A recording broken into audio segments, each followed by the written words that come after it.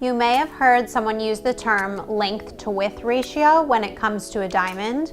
We're going to talk about that today, what it means, and how it affects your purchase when you're looking at a stone.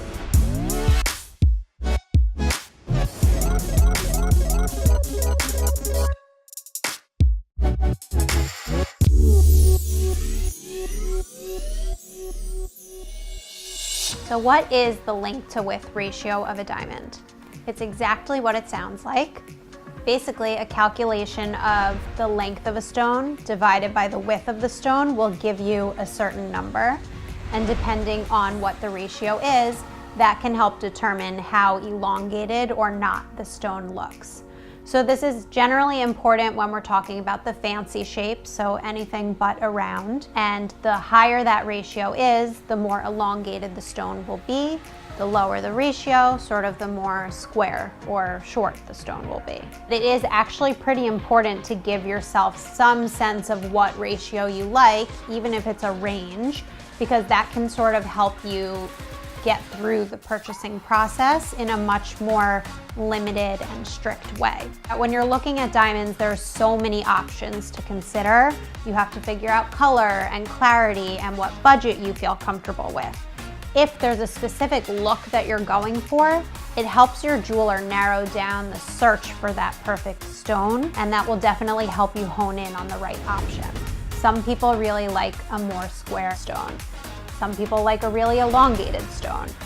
One thing I will say, and you can kind of see it here because we're looking at comparable carat weights, is that a longer stone does tend to look bigger.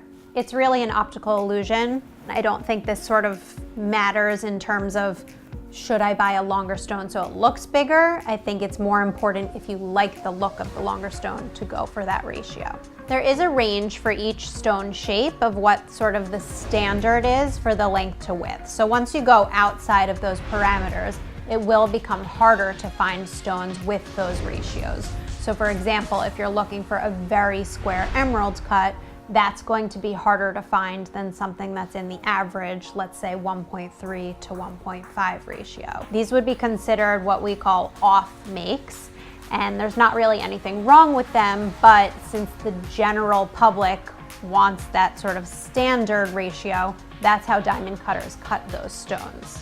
If you're looking for something very specific in a really long or a really short stone, you're definitely going to be more limited in your options, and therefore may need to keep your mind more open to a range of quality, because if you say that you only want a specific quality and that ratio, you may only find one or two stone options, if that.